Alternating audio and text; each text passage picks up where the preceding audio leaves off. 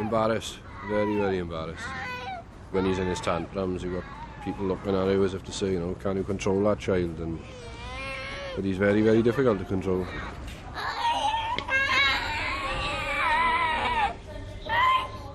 Most children have tantrums, but for 1 in 10, outbursts like this are the mark of a seriously disruptive child whose parents have completely lost control. At 5, such children are infuriating.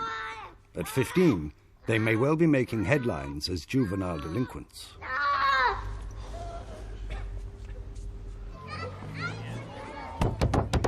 Andrew Webber's already left 2 schools because of his behaviour. He would bully his classmates, bite his teachers, and turn over the desks. Well, my wife was threatened by one parent that if something's not done about him, they're going to do something about him. So in the end, we just took him from the school. Since early February, while his 8-year-old sister Joanna goes to school, he's been at home with his parents. Clive and Amanda Webber have reached breaking point. He goes in people's gardens, he's ringing people's doorbells, he's just a nag all the time. A lot of the wicked things he gets up to, he's flooded our house out, he hits his sister all the time. He's hitting his sister, he breaks things, he tortures the animals, he's just a waster, just a total waster. We're just at our wits' end with him. He's at the age now that if something's not done now, we don't know what he's going to be like in a couple of years' time. What's he going to be like when he gets into his teens?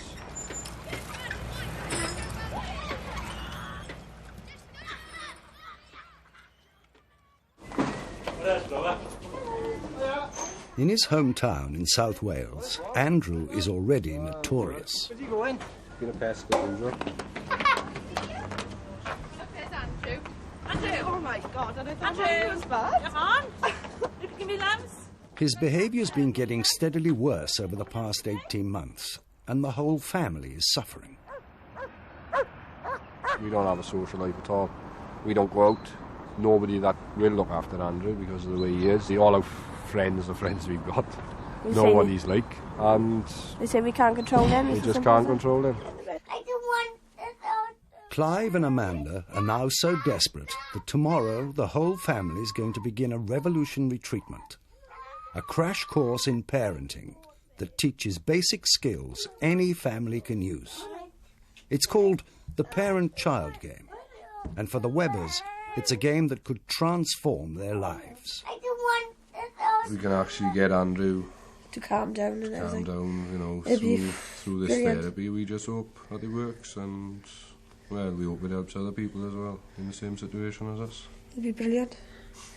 It'd be heaven. Really heaven. Yeah. 7 weeks ago, on March the 19th, the whole family set off for London. No. You're not biting me, Andrew. Last year, the Maudsley, Britain's leading psychiatric hospital, set up a new team to help young children whose parents have lost control. It's headed by Dr. Stephen Walkind. The Maudsley Hospital is designed to try to find new ways of helping patients, children, families with problems that are really quite serious and which, if untreated, could lead to tremendous difficulties in later life. And that's our main task. There's a range of temperaments amongst all children, and some, of course, are extreme. And these are children who, if they get caught up in a vicious circle of rejection and despair with their parents, would carry on getting increasingly out of control, being expelled from school, heading into the route for delinquency. Dr. Walkind has found that although some children may be born more difficult than others, it is often the inability of the parents to cope that causes many of the problems. Today, Walkind and his team will assess the Webbers. Then they hope to transform the family in 6 intensive sessions. Well, what I'd like to look at is this rather strange room we're in, because it's a bit of a funny room. Can you see anything funny about it? Yes, can you see those things up there? Well, they're cameras, and there's a funny mirror there, and on the other side are other people we work with, and you're going to meet them this afternoon. So, rather than having all sitting in... Out of sight, behind the glass, the others watch and analyse the sessions. First step is to interview the parents and children separately, so the team can discover what's really going on in the family. Now, first of all, I'm going to write down some things on this piece of paper, some important things that you tell me, all right? So the first thing that's really important is, what's your name? Andrew. Andrew who? Andrew Webb. Charlotte Seymour's first job is to encourage Andrew to open up. There we are. And how old are you, Andrew? 5. 5. Do you know when your birthday is? Long time. A long time, is it? OK. Do you know where you've come to today? Do you know what this place is? Do you know what it's called? What is it called? Don't know. It's called a hospital. Which is a bit funny, isn't it? Because you haven't got broken arms or broken legs, have you? You're not a sick boy. So it's a funny sort of hospital, isn't it? It's a hospital that we listen to people's worries. And it's a talking hospital. Where we actually live in, it's really black spot area for unemployment. In the studio, Dr. Walkine wants to know how Clive and Amanda were brought up, and whether they've had any particular troubles recently. He knows from experience both could be factors. Well, what sort of childhood did you have? Very hard. What way? My mother passed away when I was 6. Oh, really? So then it meant my father just bring me up on his own. I had to sort of do everything what a wife would done, really. And, is your dad alive still? No, he passed away a year ago. Did he? He was 6 months, is it? Yeah, 6 months. 91. Yeah. Were you close to him? Yeah. So that's still something. And Andrew was very close to him. So. Is he? Yeah. Are you a happy boy or a sad boy? Sad. You're a sad boy, are you? Do you cry sometimes? Yeah? What happens when you cry? What happens when you cry? Go to bed. You go to bed. Does anyone give you a cuddle when you cry? Or a hug? Hug. A hug. Who gives you a hug? And your father and my mother. Your father and your mother, they give you a hug, do they? And do you like being hugged? Yes? Tell me what you're good at. Tell me some really good things about you. Tell me what you're good at. And what you like to do. Play with Joanna. You play with Joanna. And does she like to play with you? He doesn't listen and he's naughty. He jumps on my head because I won't play with him in the morning. Yeah, I can remember you saying that. And you said that he hasn't always been like that. Is that right? Yeah. Yeah? Since he was 3, I'm being like it. He's been like it since he was 3. No, he's been like it since he was 4, but he hasn't been like it since he was 3. No. And what was he like before he was 4? He was quiet. One of the things which I really wonder whether this didn't knock the whole family off course a bit was actually the death of your father, and whether, in a sense, all of you got knocked off course. And then it was as though it started from there, that you were feeling down, he picked up, you were down, he played up, you played up, and then you get caught in a vicious circle, which is very difficult to jump off. Does that make any sense to you? Doesn't it? When you think about it. Andrew is very out of control and very difficult. This is both from the parents' story and from what we've seen. If things don't change, I'd be very worried for his future. I am, however, very impressed by the parents, their motivation, their desire to get help, and their commitment to their children. I'm optimistic. I'm sticking my neck out, but I think we will produce some change for the good. I think we're trying to produce 2 sorts of change in each family. The first is to give them a way of reframing the problem they've got.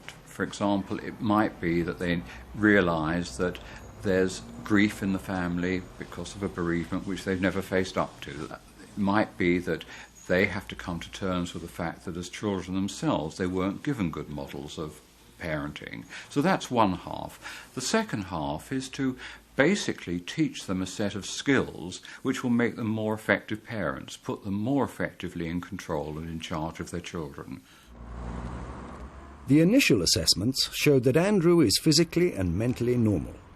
So now it's time for Clive and Amanda to begin the parent-child game. They've been asked simply to play with Andrew. But behind the glass, psychologist Sue Jenner is putting their behaviour under the microscope. I'm doing the baseline recording just for 10 minutes that we use at the beginning of the parent-child game to find out what sort of ratio there is between the number of child-centred behaviours that the parents come up with, which are the approving ones, the warm ones, like smiling, praising, giving them nice little strokes and touches, and the number of child-directive behaviours. Yes. Every single thing Clive and Amanda say or do is recorded on Sue Jenner's chart. She scores both their positive, child-centred behaviour and their more negative, child-directive behaviour. Parents of unmanageable children tend to be bossy and critical, and she's convinced this just makes the children worse. Where is your shed? Your shed, you built. Joanna, Oh, your shed. where's it? Hang on. Where's the windows? Anyone got a windows? There's a door. I mean, he was very proud of the shed he'd made. He said, look, a shed. And the only response he got was, there aren't any windows. Yes. And he actually had worked hard on making that shed. Yes. I mean, with very little input, really, from the parents. There's nothing to keep them going at it really at all. No. There's no verbal prompts to keep them going. Well, it's the usual sort of pattern. A little bit of child-centred and mostly child-directed. I mean, their biggest reward, kids, is the attention of their parents. And it may be that by now Andrew has discovered a guaranteed way of getting masses of attention from you. And what does he do? He whizzes round like a little top in Tesco's. He sort of chucks things in the air. He dashes off here. He climbs up there and sort of runs along the top. And what does he get? Masses of attention. Yeah. So what we're going to try and do is swing that balance round a bit so that he'll be getting really loving, approving, warm attention when he's behaving properly.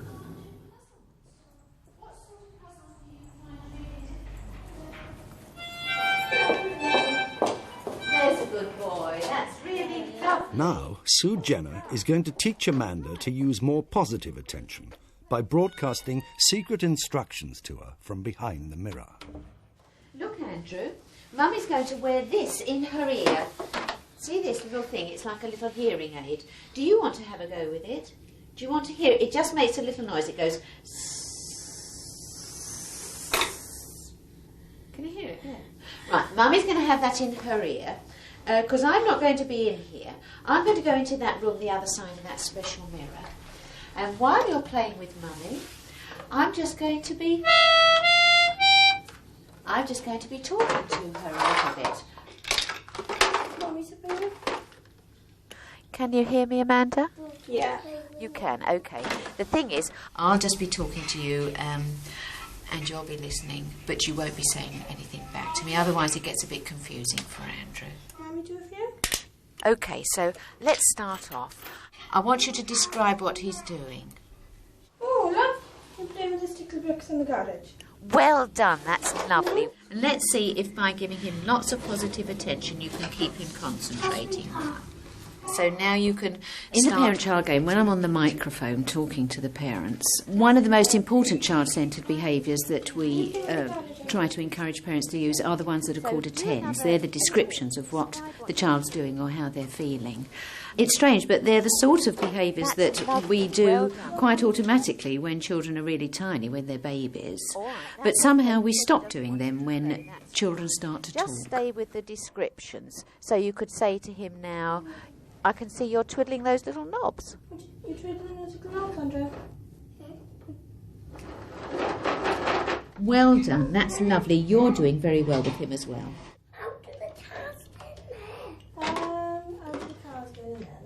Well, that's good. You imitated what he said then. That's lovely. Well done. In the parent-child game, there's also the praises, imitation, smiles, warm touches. And research has shown that these really can be effective for all sorts of parents and children. OK, now I want you to say, I really love watching you play with the garage, Andrew. You really loved watching you play with the garage, Andrew? That's lovely. Well done. That's really nice. Now, carry on describing the little things that he's doing. Can you get into there now? The main aim is that he gets the feeling that he's leading the play.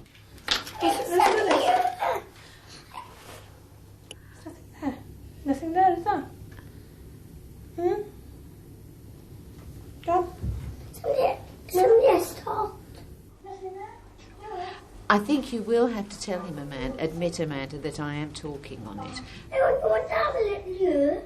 Have a little look. Hello, Andrew. Time to give the earbug back to Mummy. Who walks in it? It's time for you to give the earbug back to Mummy. I am talking to you and I'm saying it's time to give the earbug back to Mummy. You see that? No, come back. Yes. Come back. You see that? Yes, it was me saying that and I was round here, but what was I going to do? And now might be a time to give him one of those nice little tickles on his back that he likes. Oh, that's lovely. Just give him one of those little strokes. And when you're giving him a little tickle, say again, I really love playing with you, Andrew. That was beautiful. Well done, Amanda. That was really nice.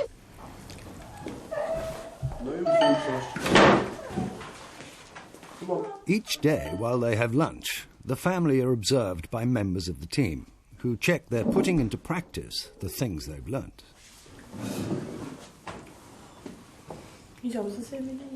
Afterwards, there are individual therapy sessions for Amanda. How did you tell Andrew when your dad died? Well, I told him that he was very ill and he'd gone off to heaven. Yeah, I don't think he understands where he's gone, really. And has he asked questions about that a lot at all? He does say now and again, you know, where's Bumper and when's he coming home and things like that. And what do you explain? How do you say that? Well, I tell him he was very ill and he's gone off to heaven and he won't be coming back. You're looking very upset. It really is very, very painful for you talking about this, isn't it? It is honouring. Yeah.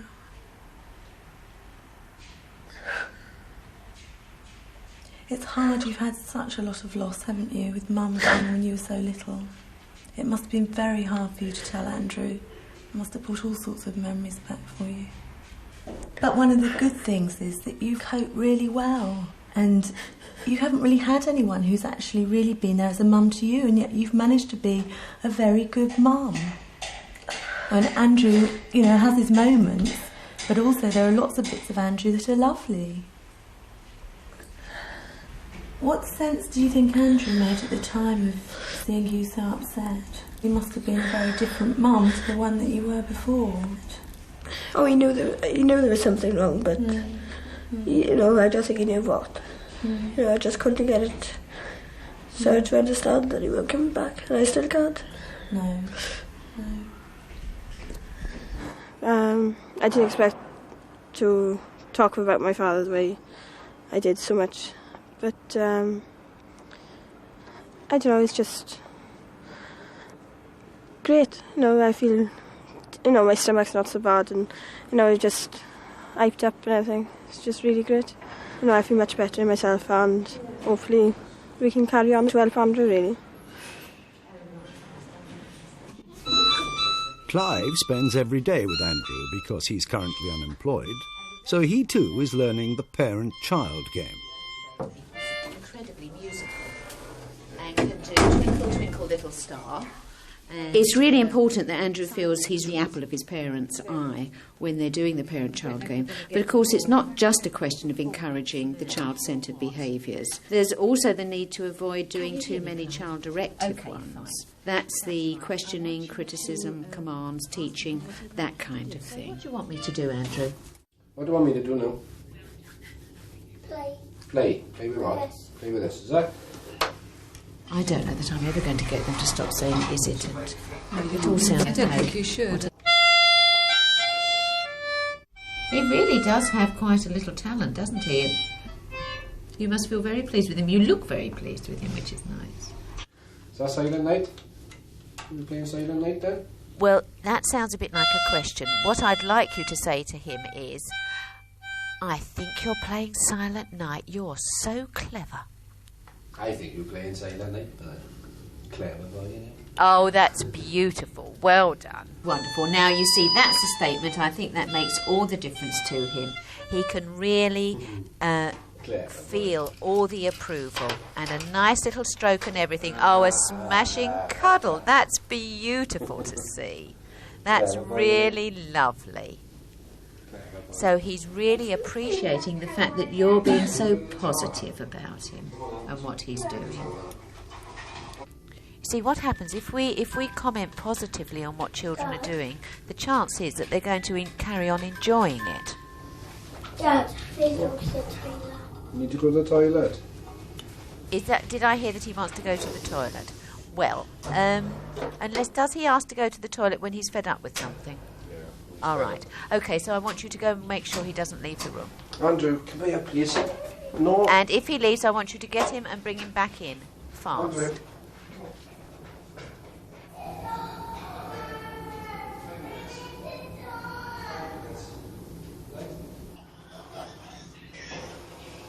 OK, now I want you to put him down and then ignore him.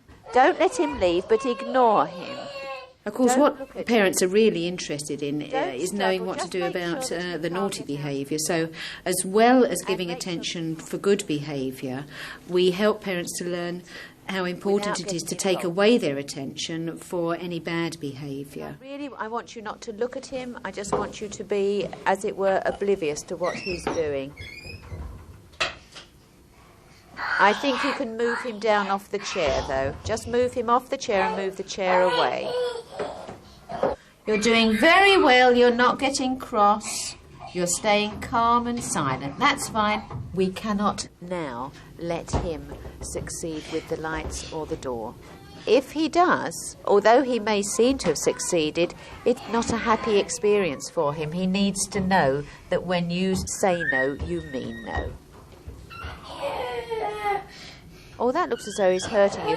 I think perhaps what you need to do now, Clive, is to pick him up and sit him on the little chair, the little tiny chair, facing the corner, and hold him on the chair. What we find is that parents can ignore the little naughtinesses quite effectively, but of course if the child comes up with something that's really over the top, then the naughty chair is used, and that's pretty effective too. Just say one thing: you can come out when you can play like friends. You come out there when you play like friend plays, right? No, you have to stand there and hold him.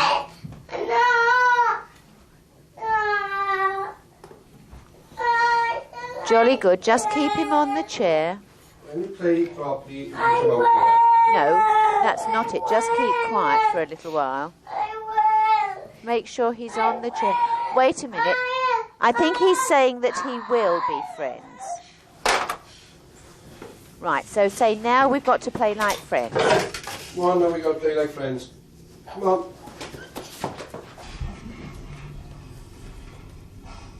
Well, at least he's sitting down quietly. Well done. You must be feeling quite fractured and exhausted. Give yourself a little rest. I think you might move away from the door a little bit. What's that dreadful bibbing noise?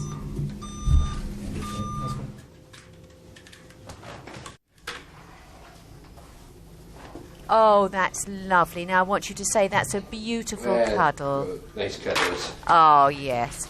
But now he mustn't succeed. You've got to get him away. OK. Try just lifting him up.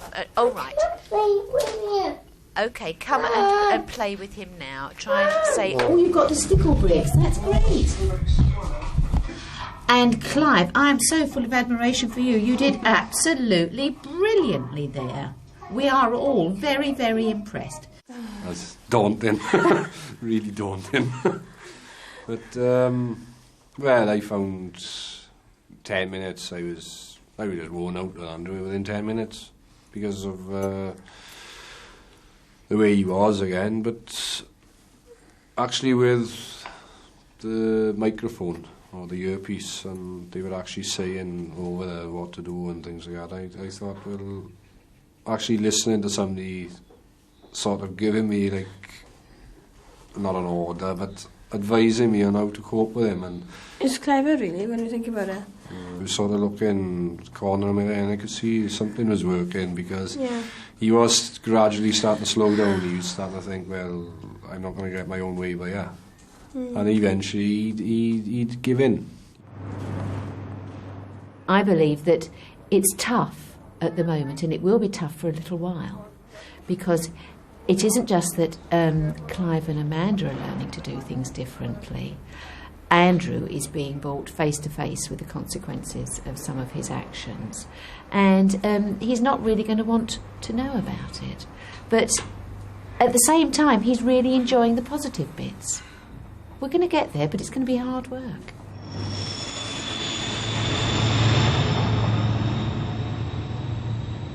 Back at home, Clive and Amanda have to carry on practicing the game. Oh, look, who's in there? Who's her? We're doing play sessions, and Andrew and I run about 10 minutes at a time, you know, and it would just, like, when we first started, you couldn't actually sit there with him, because he wouldn't sit, you know, he'd sit there for a minute and he'd get bored and he'd run off.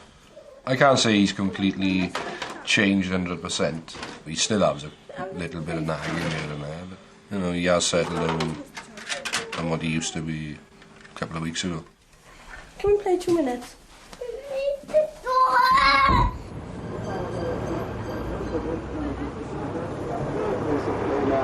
Her Majesty the Queen's official supplier of rainwear. Would you say Trafalgar Square on our right? Is that? Oh, that. Big like Jens. Huh? Big like Jens. Swimming pool. Swimming pool. Well, I feel very passionately that each child's birthright is that they should be able to receive this sort of nurturing, supportive, warm, approving style of parenting. And so I believe that parenting's one of these topics that should really be on the school curriculum, right above cooking and needlework and whatever other things that they teach to teenagers in terms of homemaking or adult life. The team's approach has already saved many children from being put into care. You can? And long-term studies in America show that 2/3 of the problem children under 8 who take part in the parent-child game turn into normal teenagers. He can barely take time off from cutting it all up to tell you what to do, can he? Because he's enjoying it so much. That's lovely. But don't get so absorbed in what you're doing that you forget to carry on commenting on what he's doing and praising him, because he's being so good.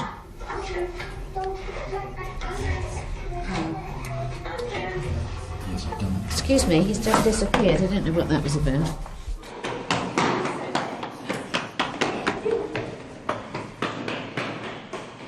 It's okay. Andrew! Come here a minute. Not too fast. Oh, there you are. I won't go on the sleigh then. That's jolly good. Right, back in the Play-Doh room. So just leave him. Leave him on the ground for a moment. Now, listen to me. Andrew, you've got choices. You can choose to stay out here on the grass with me holding you down so you get really bored, or you can come back into the Play-Doh room with Mummy and have some fun. I suppose the special things that you need to do that some parents don't necessarily realise, so they kind of get stuck in impossible situations, is that you have to really know before you start giving any sorts of instructions that you will carry it right through. And you just have to do your very best not to lose your rag and get angry, even though provoked, because they pick that up as well and they find that quite pleasing in a way to have got you going. We're waiting for you to say when you want to go back and play, Andrew. Yes. Now, that's a very good boy. OK, let's go back and play with Mummy. Hold Mummy's hand then. No, I'm not going to let go of you. You can walk if you're going to hold Mummy's hand. Which is it? What? Play-Doh. OK, take his hand, Mummy. Yes, you have to hold Mummy's hand. I don't want door. Yes, well, that's it. Oh, well, this is silly, isn't it? Come on. Just hope I haven't got grass stains on my trousers. Yeah, I thought it was really, really great what she done. You know, it helped me to show him that he needed that, really. But when he did come back in, he's chalking all over the blackboard and everything, and he was contented then, really. You know, it's normally that I'm telling him, you've got to do this and you've got to do that. But it was the other way around, and it's, you know, it's completely different. And he always got this big, massive smile, and you feel like going, ugh, and eating them all up, like. The treatment also includes play sessions for both of the children and team meetings where the family's progress is discussed. Saw a monster film. I remember you said you saw monsters in the night. How do you make monsters go away? Knife. Ooh. I'm trying to get him in. You want me to try and get him in? I want to encourage him to play with me as opposed to playing on his own. Because if he wants to make friends with people, with other children, he's going to need to be able to play with people. He'll need to know how to approach other children. Can I squash you a pancake? Joanna at the moment is doing very much the same sort of thing with Kathy, and she's learning or practising playing with similar sorts of toys, and then we'll encourage them to play together so that they can do more of that at home before going and playing more at school with children of his own age. Both the pancakes, very nice. I fed back to Joanna just how special Andrew did regard her, and how much he did want to play with her, and she just had no idea of this. I mean, she just said, he hates me. Yeah, and I said, no, he sees you as very special, and she got quite tearful. Hi. I've been looking forward to seeing you, asking about you. And why don't you show us the garage that you put together so that she knows where to get the petrol for the tractor? Oh, that's good. My lord, Ada. Ooh, I'm going to get some petrol now. Charlotte, the tractors. Do you want to ask Joanna to do that? What's happened? Oh, I see, the handlebars. Ask Joanna whether she can put them back on for you. Me too. I just can't get over how much their colours change. They're just engrossed in doing the same thing. But by you, look. Back on now, look. And what might be helpful is that they've actually both found a sort of friend to play with a bit. The chair is going to go in there, right? Oh, here's the chair. I don't know. Scott? He drew a picture on the train on the way down here, and he said, oh, this is a picture for Grandpa, and they went and put this picture on his grave, so which was quite... I think it's opened up that a bit, which I think has allowed him to, you know, to feel all right about feeling bad and unhappy, and also to be able to see his mum being comforted by his dad, because he said that that's what happens, is that Daddy gives Mummy cuddles, and I can get cuddles when I feel sad, and also I can give cuddles. Yes. I think one of the most difficult things in relation to Andrew, that she lost her mother when she was 4, and when I was discussing with her, I said, it must be very, very hard, and she said, yes, I've never called anyone Mummy, I don't know what that's like at all. Oh, how many do we need? 1, 2, 3. No, only 3. There we are. Good boy. I'm in the top. Oh, he's been wonderful. It's nice to take him places and, you know, nowhere that extreme, like, but just through the day we just go here, there and everywhere, and it's just nice because he don't sort of run off and do what he normally used to do, you know, he sort of stays by us and enjoys it. It's been really good. They started to play together. Yesterday I didn't see him at all, you know, they were just out playing all day, playing hide and seek and whatever. You know, and normally they'd be coming back, Andrew's hitting me, or vice versa, you know, but nothing. I kept looking out all the time, make sure they were still there, like, you know, because they were so quiet, just playing. And he says, you know, when you've done your cleaning, Mummy, will you come and play? You know, and I think, yeah, you know, give me, half hour or a little while to do the cleaning. Are we allowed to sit down and play with the Play-Doh out the back? Not out the back, because it's too cold. Please. In the parlour. Please, Mum. 2 minutes. Ooh, what's that there? Who brought you them, Andrew? He's a bunny. He's the bunny. He's magic. He's magic, I told you he was magic. He's a good boy now, anyhow. Better now. OK, well, I'm going to shut up now, but keep the earbug in because I'll... 3 weeks ago, the family returned to the Maudsley so that the team could assess how much they've changed. Where's the garage? Let's see what starts it. If you count up what Clive has just done for the second baseline, you can see it's nearly all over in child-centred. In fact, there's absolutely nothing in child-directive. So an enormous shift. An enormous shift. It's so brilliant. I'm quite pleased about that. So Yes. that's Dad. So now we're going to see what's happening with... Andrew still has the occasional tantrum, but now Amanda knows exactly what to do. I think that Andrew's mum and dad have done absolutely brilliantly, and you can see the effect of their changes in the changes in Andrew. I know he's not a saint, but then I think a child who's a saint is really rather horrid. And I think that Andrew is quieter and much more fun to be with, but he hasn't lost that spark. He's still Andrew. Well done, Amanda. I'm going to come in now. She wants you to come down sitting on her lap. I know, I fetched her on my lap. I think at the moment there is huge concern. I think that the morale of many parents is down. They're often overloaded with real stresses and they feel they're losing control. We know that a significant proportion of these difficult young children will continue to have major problems throughout their lives. It's worth a massive investment if we can stop even a few of them moving on.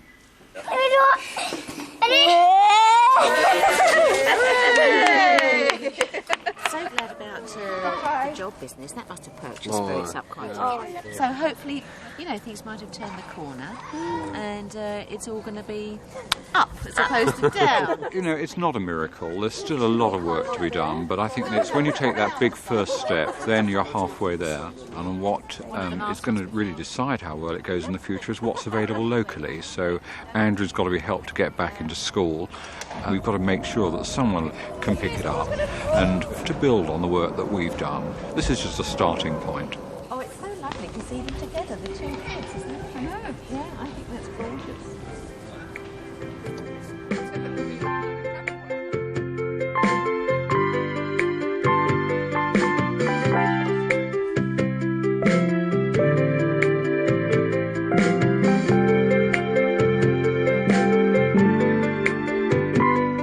Just simple things, really.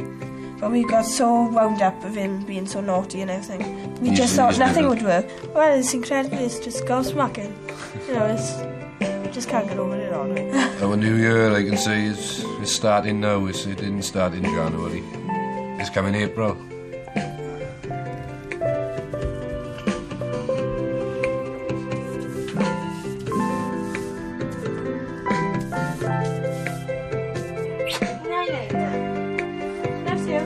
Son.